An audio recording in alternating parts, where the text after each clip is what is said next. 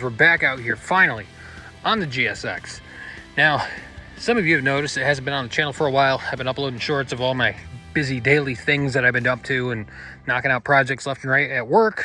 And you know, that's interesting stuff. We do a whole bunch of random things, all sorts of fun stuff. Working in the boats, working on the lake. It's all been a blast, honestly. But this thing has kind of fallen by the wayside, and for about a month now, it's been sitting here waiting. Recently, where I work at, they ended up doing some work on the roads, and my entrance to work ended up having a chunk about that deep missing out of the asphalt when they were repaving the roads. They didn't mark it with anything. I banged a left-hand turn to pull into my job, and I hit it, and it blew this axle completely apart. And I didn't realize it at first. On my way home, it started blowing smoke out of it. Now we're back here. We're gonna start messing around with this thing again. But there's a few things that need to be addressed. A, it's filthy. It's covered in pollen. B, there's rust attacking everything. I didn't coat the cross pipe in the back, the water pipe. I didn't coat the manifold with something that was good enough to last. And we still have our DinovoxParts.com custom 308 stainless steel exhaust system that we're going to build from here back. Basically, we're going to go from the downpipe back or the O2 dump back. I'm thinking about ordering a couple of flanges, or maybe I'll cut this flange off right here, and we're going to build a open dump, and we're going to build a custom 3-inch exhaust all the way back out with high flow cats. We have that burnt titanium tip muffler that we're going to throw on, a few resonators, a bunch of stuff. We're going to need some time for that. This here vehicle was built in America, and so was I. Our custom intake manifold's working great. I had a fuel rail issue. The OEM fuel rail that I had, I modified, and then I cut the ends off of it and put it on a aftermarket one, and it leaked like crazy. We just pee fuel out the side. A Donna water tower is no longer leaking. Now, this is new video of the water tower. Crews from Grapevine, Texas were brought down to fix it. The seals on the end, it had some issues, so I replaced it with another OEM one. I just welded some Dash 6 AN fittings on the sides here. I think you guys can see that. So we're all Dash 6 from the fuel tank all the way up to here, and then connecting to the rail. The return line is OEM still. I'm gonna try something out, and I wanna show you guys this little tool I picked up. So I've been watching the Torque Test YouTube channel.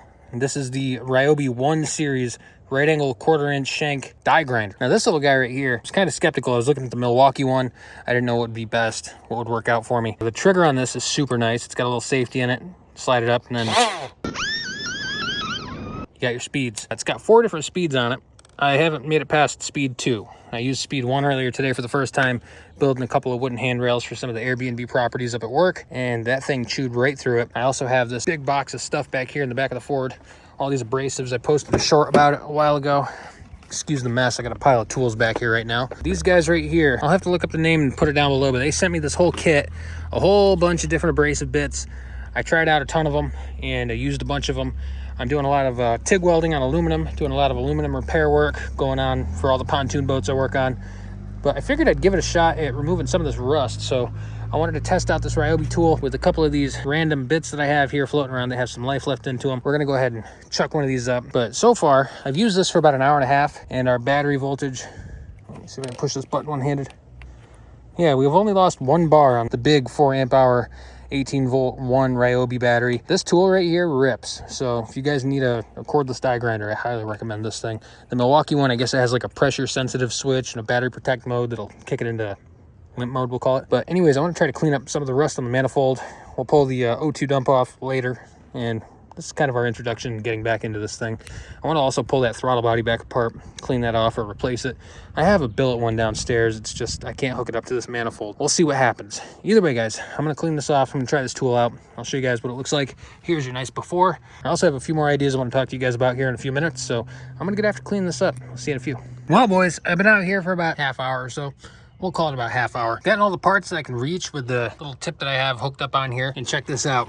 Same battery, half hour later, speed 1, still have 3 bars left. So potentially, I mean, you could say I have 2 hours of time to clean all this rusty stuff up. Nonetheless, coming up in the future, I want to hear from you guys. I have so many emails from data logs, questions about tunes, and questions about reviewing this and that. So many of you guys have been reaching out to me over the last few months. I'm sorry if I haven't replied to you. I've got about 15 I'm dealing with, and then if you're in there too, I'm sorry, I'm trying to help the guy before you and the guy before him.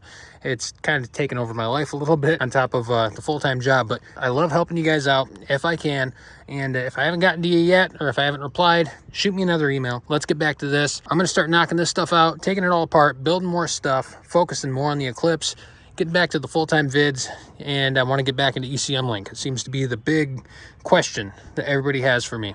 They say, hey, how do I tune for this size injector? Hey, my idle's messed up, what do I do?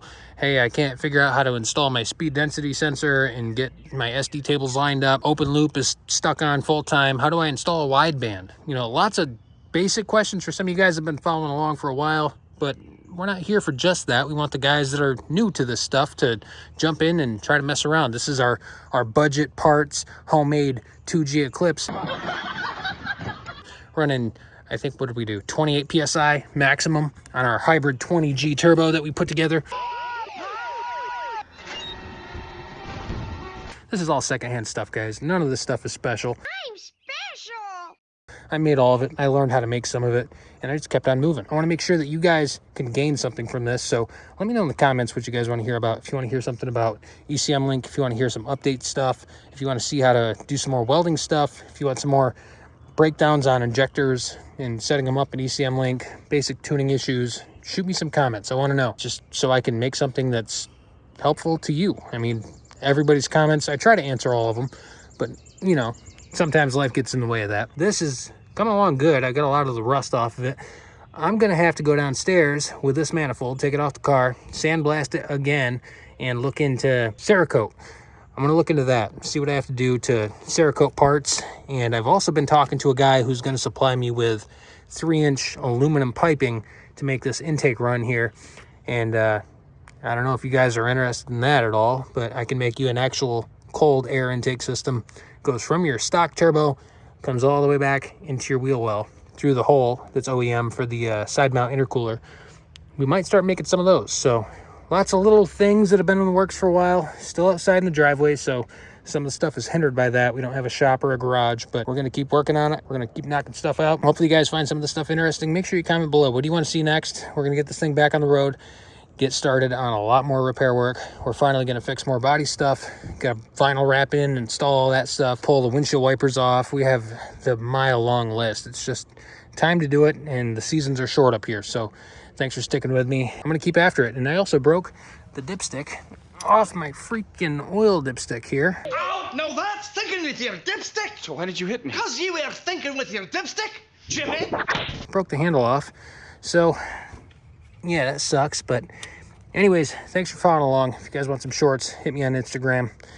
We're on TikTok. I haven't uploaded a lot over there lately, but I'm going to start it back up now that the season's back. And stay tuned for other stuff, day-to-day stuff that I do at my job. And yeah, I'll see you then. Hopefully you enjoy. Take care.